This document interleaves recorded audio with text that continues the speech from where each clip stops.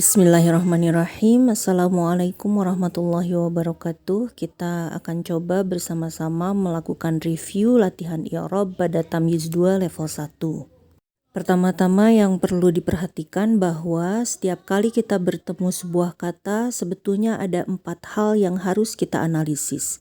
Yang pertama yaitu jenis kalimat, kedudukan kata, jenis kata, dan harokat akhir. Baik itu ketemu huruf, fi'il maupun isim, kita harus melakukan poin-poin berikut ini. Saat kita menyebutkan detail i'rab yang akan kita sebutkan, pada jenis kalimat kita menyebutkan jumlah titik-titik, kedudukan kata kita menyebutkan menjadi titik-titik, jenis kata kita menyebutkan berupa titik-titik, harokat akhir kita akan menyebutkan i'rabnya titik-titik. Poin pertama yaitu jenis kalimat. Pada saat kita mengatakan jumlah titik-titik, pilihannya hanya ada 2, yaitu jumlah fi'liyah dan jumlah mubtadaiyah. Membedakannya pun sangat mudah, kita ketemu fi'il atau bukan fi'il. Kalau ketemu fi'il kita langsung mengatakan jumlah fi'liyah, kalau bukan mungkin jumlah mubtadaiyah tapi belum tentu. Saat kita bertemu isim dan huruf, semuanya itu bisa menjadi jumlah mubtadaiyah, kecuali huruf kolom 4-6, 8-11, al-atfu, huruf kolom 7, dan huruf kolom 12-18. Tapi ada pengecualian untuk huruf an yang ada dalam kolom 8, hanya huruf an, dia membentuk masdar mu'awwal, dan masdar mu'awwal ini adalah membentuk jumlah mubtadaiyah. Hal penting yang perlu kita ketahui juga, bahwa jumlah baru itu terjadi hanya di awal kalimat, atau setelah inna dan kana. Itu kalau ada di tengah kalimat itu berarti jumlah baru, dan kalau kita ketemu tanda baca yaitu huruf kolom 13 al-atfu, pada saat dia menjadi tanda baca berarti kita menemukan jumlah baru. Tetapi kalau huruf kolom 13-nya itu adalah atof, maka dia masih merupakan bagian dari jumlah yang sebelumnya. Poin yang kedua adalah kedudukan kata. Pada saat i'rab lengkap kita akan mengatakan menjadi titik-titik. Ini tergantung dari kata tersebut apakah merupakan bagian dari jumlah fi'liyah atau jumlah mubtadaiyah. Kalau menjadi bagian dari jumlah fi'liyah, maka kedudukan katanya bisa menjadi fi'il, menjadi maf'ul, atau menjadi fa'il. Tapi harus menjadi perhatian, kalau kita ketemu sibeh jumlah jar majrur, sibeh jumlah dhorof madruf atau dhamir, berarti dia tidak bisa menjadi fa'il. Berarti kalau kita ketemu 3 jenis kalimat ini, maka dia menjadi maf'ul. Apabila sebuah kata merupakan bagian dari jumlah mubtadaiyah, maka ada beberapa kemungkinan. Ada yang khusus dan ada yang tidak khusus. Yang tidak khusus itu hanya ada 2 sebetulnya, mubtada dan khobar. Namun pada saat mubtada itu ada di belakang maka kita mengatakannya mubtada muakhor, dan pada saat khobar ada di depan maka kita mengatakannya sebagai khobar muqaddam. Mubtada itu adalah semacam subjek kalimat dan khobar adalah keterangan. Kalau tadi yang maf'ul, fa'il itu adalah subjek dan maf'ul adalah objek, fi'il adalah kata kerjanya. Yang khusus, bagian dari jumlah mubtadaiyah ada beberapa hal. Yang pertama, dia bisa menjadi kana mubtadaun khobarun, yaitu pada saat kita bertemu huruf-huruf kolom 2. Dan bisa menjadi inna mubtadaan khobarun, yaitu apabila kita bertemu huruf kolom 3. Dan bisa juga menjadi tanda baca atau atof pada saat kita bertemu huruf kolom 13. Poin yang ketiga yaitu bentuk kata. Bentuk kata itu ada 3, ada fi'il, ada isim, dan ada huruf. Yang pertama kita akan melihat pada saat berbentuk fi'il. Maka ada 3 kemungkinan, yaitu bisa berupa madhi, berupa mudhari, dan berupa amr. Namun yang perlu kita perhatikan, baik bertemu madhi, mudhari, maupun amr, kita harus selalu menyebutkan domirnya apa. Apakah dia domirnya huwa atau hiya, atau selain huwa atau hiya. Mengapa 2 domir ini penting, yang huwa atau hiya? Karena apabila kalau kita ketemu domir huwa atau hiya, maka setelahnya menjadi fa'il. Kedua-duanya sama. Apabila bertemu huwa dan hiya, maka setelahnya menjadi fa'il. Namun untuk huwa, karena dia seorang laki-laki, maka fa'ilnya itu kata setelahnya dia bisa menjadi fa'il apabila mudzakkar, seorang laki-laki. Dan hiya, kata setelahnya menjadi fa'il apabila seorang perempuan atau muannas. Kalau selain huwa dan hiya, maka semuanya setelah menjadi maf'ul. Jadi kalau kita ketemu yang fi'il yang domirnya hum, domirnya nahnu, dan sebagainya, maka setelahnya menjadi maf'ul. Untuk fi'il amr, setelahnya pasti menjadi maf'ul. Kenapa demikian? Karena domir dari amr tidak ada yang domirnya huwa maupun hiya. Maka setelahnya pasti menjadi maf'ul.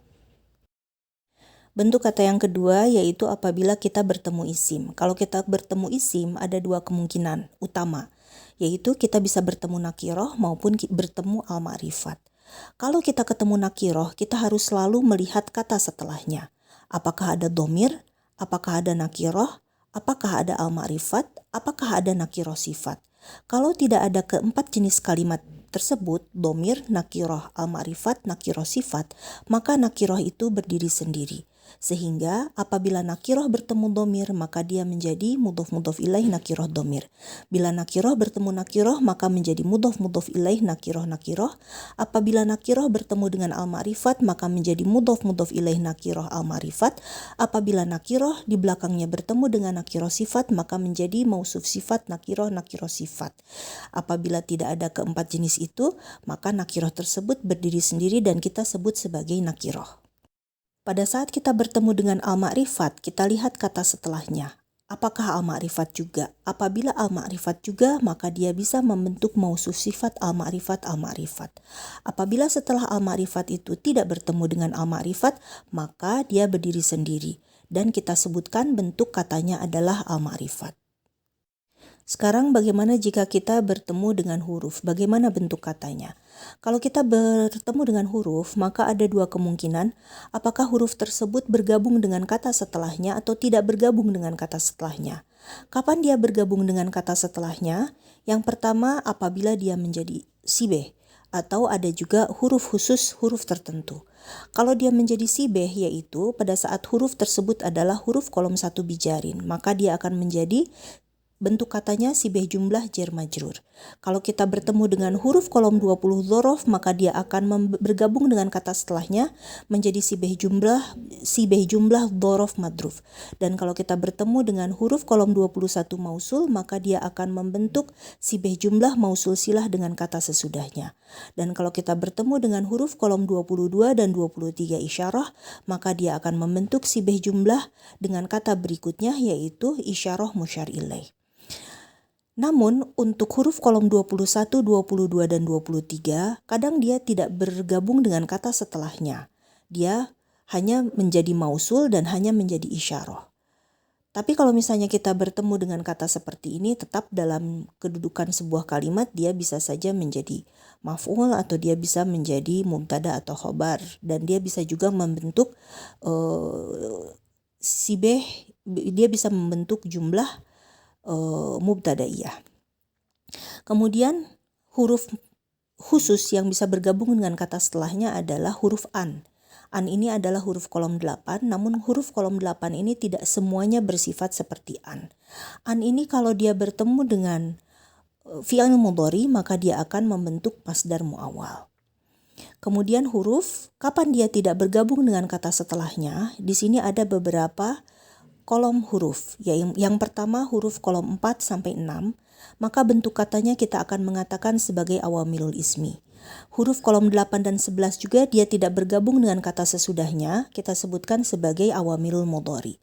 Huruf kolom 24 sampai 26 juga dia berdiri sendiri dan kita sebutkan sebagai domir. Huruf kolom 2, 3, 7, 12 sampai 19 ini juga tidak bergabung dengan kata setelahnya dan kita akan mengatakan bentuk katanya berupa huruf. Poin yang keempat pada saat kita melakukan detail i'rab yaitu apa i'rab dari kata tersebut. Yang mempunyai i'rab, ini penting kita ingat, yang mempunyai i'rab itu hanya mudhari dan isim. Selain mudhari dan isim dia adalah mabni. Untuk mudhari itu kita lihat apakah kata sebelumnya ada huruf kolom 8, kolom 9, 10, atau 11, atau tidak berawalan. Kalau dia diawali oleh huruf kolom 8, maka mudhari tersebut dibaca nasab. Dan kita akan mengatakan mantra di belakangnya karena diawali awamilul mudhari apa. Kemudian huruf kolom 9, maka si mudharinya tersebut akan dibaca nazm. jazm, dan huruf kolom 10, 11 juga sama. Apabila mudhari diawali oleh huruf kolom 9, 10, 11 maka akan dibaca jazm. Apabila mudhari itu tidak diawali oleh apapun maka dia akan dibaca rofa. Isim juga dia punya i'rab. Ada beberapa jenis isim yang i'rabnya harus mengikuti aturan tertentu. Yang pertama itu adalah apabila isim tersebut membentuk sibeh, yaitu pada jar majrur. Maka apabila isim tersebut menjadi majrur maka dia harus dibaca jar. Pada saat isim dia menjadi madruf maka harus dibaca jar. Pada saat isim dia berada dalam mausul silah dia harus mengikuti mausul, dan pada saat dia menjadi sibeh isyarah musyar ilaih maka i'rabnya harus mengikuti isyarah. Pada saat dia menjadi mudhof ilaih maka pada saat dia menjadi mudhof dia tidak boleh tanwin, dan pada saat isim dia menjadi mudhof ilaih maka dia selalu jar. Kemudian pada saat isim tersebut berada dalam mausuf sifat maka dia akan mengikuti i'rabnya akan mengikuti mausuf. Kemudian isim pada saat dia menjadi maf'ul dia harus dibaca nasab karena dia menjadi maf'ul, dan pada saat isim itu berada dalam aturan kana mubtadaun khobaron maka pada saat dia menjadi mubtada isim tersebut dibaca rofa. Pada saat dia menjadi khobar maka dia dibaca nasab. Pada saat isim berada di dalam aturan inna mubtadaan khobarun maka pada saat dia menjadi mubtada dia harus dibaca nasab, dan pada saat dia menjadi khobar dia harus dibaca rofa. Kemudian isim apabila diawali oleh huruf kolom 4, 5, dan 6 maka dia harus dibaca nasab karena diawali oleh awamil ismi tersebut. Kalau isim tersebut tidak berada dalam aturan-aturan di atas maka dia akan dibaca rofa. Ada aturan khusus untuk isim ghairu munsharif. Untuk isim ghairu munsharif ini pada saat dia kondisi apapun dia i'rabnya tetap tidak boleh tanwin dan tidak boleh kasroh. Apakah dia menjadi sibeh jumlah jar majrur, dia tetap i'rabnya tidak boleh kasroh. Dia harus biasanya berubah menjadi fathah. Nah, isim ghairu munsharif ini sebetulnya ada 3 jenis utama. Yang pertama nama kota atau nama negara, kemudian nama orang dengan syarat-syarat tertentu, yaitu nama orang yang merupakan nama asing, nama orang yang merupakan nama perempuan, nama orang yang berawalan hamzah, nama orang yang berakhiran alif nun atau alif ta'nis dan ta marbutoh. Dan yang jenis yang ketiga adalah isim yang berwazan fi'il, dan inilah bentuk-bentuk isim berwazan fi'il: af'ala, kemudian af'ila'u, kemudian fu'alu, kemudian mafa'ilu, kemudian mafa'ilu. Nah ini semuanya ini i'rabnya tidak boleh tanwin dan juga tidak boleh kasrah. Kita masuk kepada contoh soal. Sekarang contohnya hanya satu saja dulu. Nanti silahkan dicoba sendiri untuk contoh-contoh soal lainnya berdasarkan review yang sudah tadi diberikan. Jangan lupa setiap kita bertemu kata, keempat hal ini harus kita analisis sebagai latihan. Jadi kita tetap harus melihat jumlahnya apa, menjadi apa, berupa apa, dan i'rabnya apa. Yang pertama kita ketemu huruf fa. Fa ini adalah huruf kolom 13 al-atfu. Huruf kolom 13 al-atfu ini termasuk ke dalam pengecualian. Jadi untuk huruf fa kita tidak akan menyebutkan dia ini jumlah fi'liyah atau jumlah mubtadaiyah.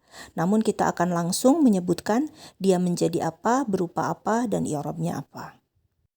Poin yang kedua, fa ini dia menjadi apa atau kedudukan katanya apa.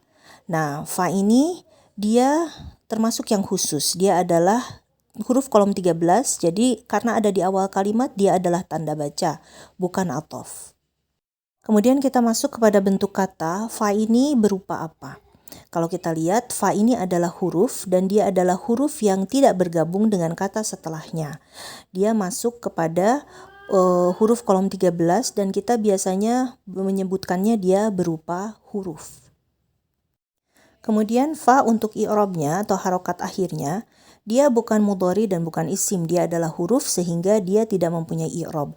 Dan kita akan menyebutkan fa ini huruf mabni atau i'rabnya mabni. Jadi kalau kita gabungkan semuanya untuk huruf fa, yang pertama jumlahnya kita tidak sebutkan jumlah apa. Yang kedua dia menjadi tanda baca. yang ketiga dia berupa huruf 13, dan yang keempat dia i'rabnya mabni. Namun biasanya pada saat kita melakukan i'rab lengkap, poin yang ketiga dan keempat biasanya tidak kita baca ya. Namun sebagai latihan, saran saya sebaiknya tetap dilakukan supaya kita tahu dia itu berupa apa dan i'rabnya apa. Kata yang kedua yaitu zada.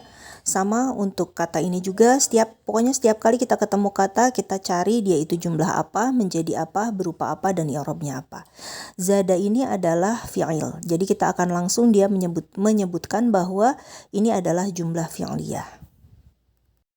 Kemudian kita cari bagaimana kedudukan kata zada dalam kalimat.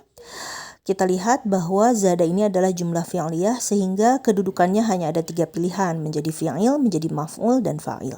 Jelas zada ini dia kedudukannya menjadi fi'il. Poin yang ketiga adalah jenis kata. Jadi jenis kata ini zada dia adalah fi'il.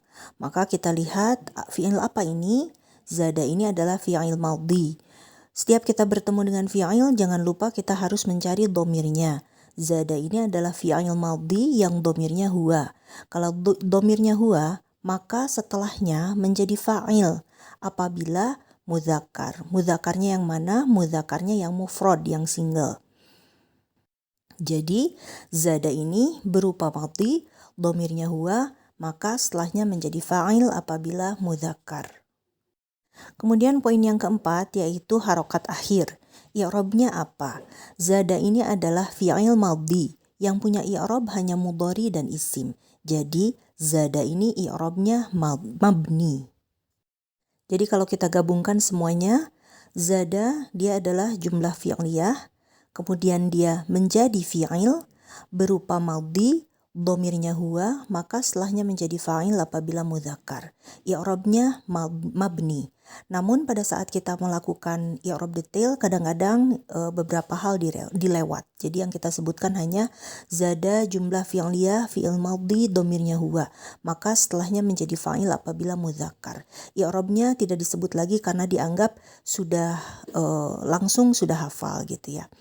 Namun untuk latihan sebaiknya tetap kita mengingat bahwa zada ini i'rabnya mabni karena dia bukan mudhari dan bukan isim. Lanjut ke kata berikutnya yaitu hum. Tetap kita harus mencari semuanya ya. Jumlahnya apa, menjadi apa, berupa apa, i'rabnya apa. Namun untuk poin yang pertama yaitu jumlah, hum ini masih menjadi bagian dari jumlah zada. Jadi biasanya tidak kita sebutkan lagi. Jadi kita langsung ke poin 2, 3, dan 4. Masuk poin kedua yaitu menjadi apa. Hum ini kedudukan katanya karena dia menjadi bagian dari jumlah fi'liyah, maka hanya ada dua kemungkinan. Apakah dia menjadi maf'ul atau menjadi fa'il. Karena hum ini adalah mudzakkar yang bukan jamak dan dia adalah domir. Kalau domir kita tadi sudah tahu dia tidak bisa menjadi fa'il. Maka hum ini dia kedudukannya dalam kalimat menjadi maf'ul atau menjadi objek.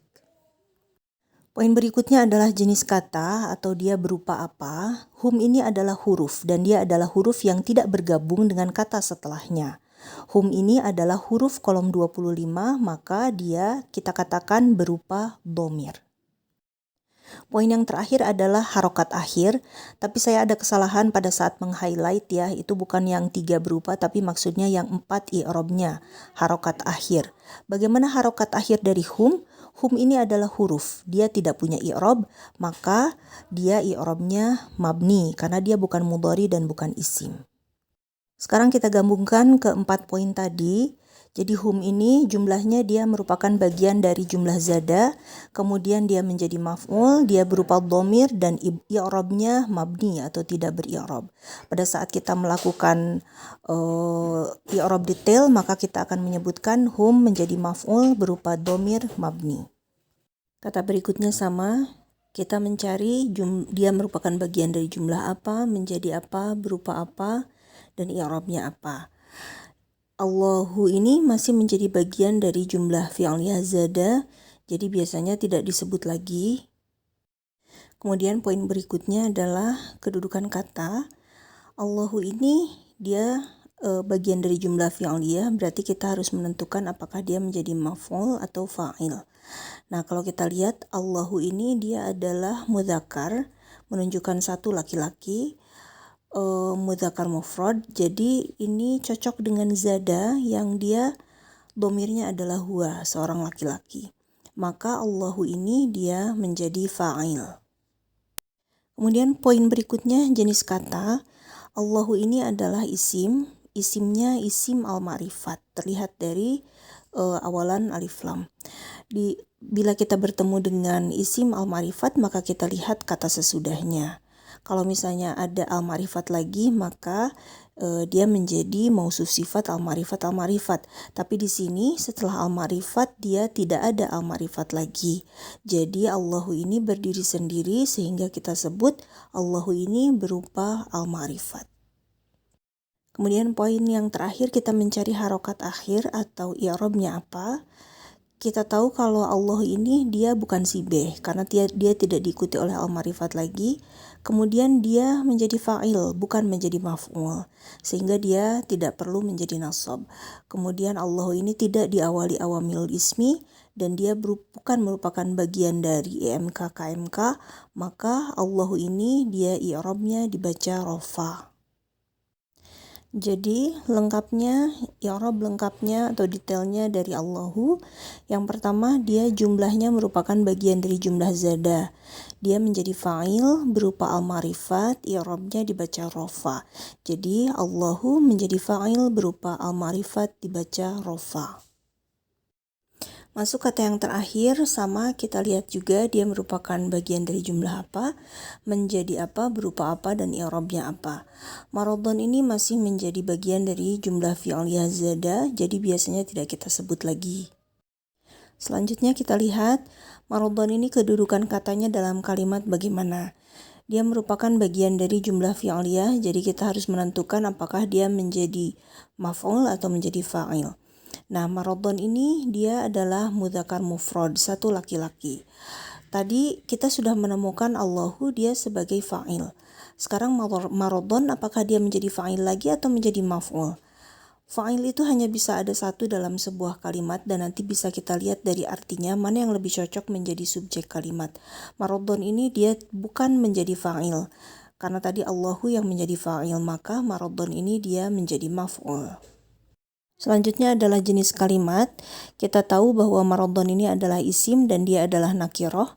Kalau kita ketemu nakiroh, kita lihat kata sesudahnya. Apakah ada dhamir, nakiroh, al-ma'rifat, atau nakiroh sifat. Karena setelah maradon ini tidak ada kata apapun, maka nakiroh ini berdiri sendiri dan kita sebut berupa nakiroh. Terakhir kita mencari harokat akhir dari kata maradon. Maradon ini dia merupakan maf'ul tadi.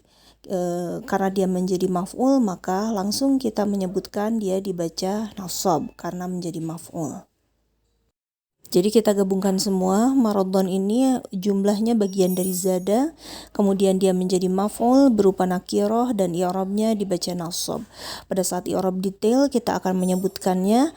Maradon menjadi maf'ul berupa nakiroh dibaca nasab karena menjadi maf'ul.